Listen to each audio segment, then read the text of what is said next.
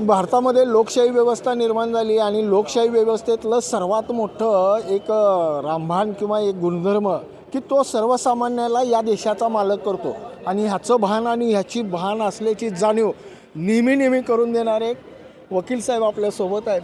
खतीब वकील साहेब, काय तुम्ही आज उमेदवारी अर्ज भरले? किती जणांनी उमेदवारी अर्ज भरला? आज रोजी आमच्या आम आदमी पार्टीतर्फे वॉर्ड क्रमांक 14 आणि वॉर्ड क्रमांक 20 या वॉर्डामधून 3 उमेदवारांनी अर्ज भरलेले आहेत. इतर उमेदवार हे मिरवणुकांनी निघालेले आहेत.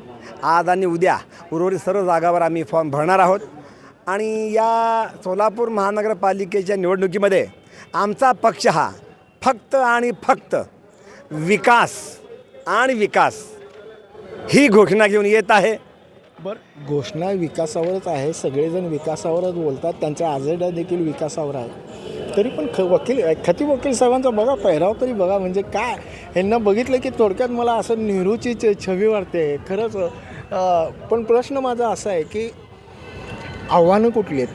आपला एंट्री करणं म्हणजे देखील मुश्किल आहे. भाजप आहे, शिवसेना आहे, राष्ट्रवादी आहे, हे दोन आहेत. परत काँग्रेस आहे, म्हणजे असं गोजारून हाणणारा बी काँग्रेस आहे. कसं म्हणजे एंट्री होईल तुमचे?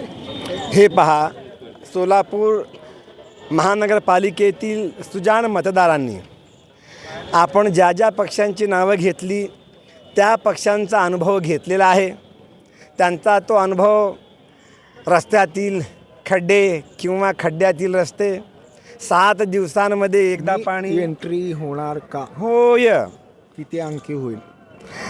किमान 2 अंकी एंट्री आमची होईल याचा आम्हाला विश्वास आहे. कारण आमची टॅगलाईनच आहे, घरपट्टी माफ, पाणीपट्टी माफ, घरपट्टी हाफ आणि दररोज 600 लिटर पाणी, ही आमची टॅगलाईन आहे. त्यामुळे एंट्री होणार आणि सोलापूर महानगरपालिकेची जनता सुजाण आहे.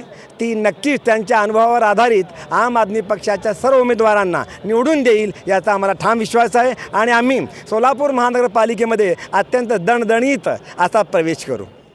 आत्मविश्वास वाखणं काय राव, म्हणजे खरंच कौतुक आहे खतीब वकील साहेब की 4 रस्ते याचे आहेत पण किती इमानदार आहेत. ह्याच्या मूर्तिमंत उदाहरणं म्हणजे दिल्ली समोर आहे, पंजाब समोर आहे, सोलापूर सुद्धा त्याच जागी असेल. क्या बात आहे, क्या बात आहे. ब्रेन न्यूज करता यासीन शेख साहब, मी नितीन पाहतो. ओके.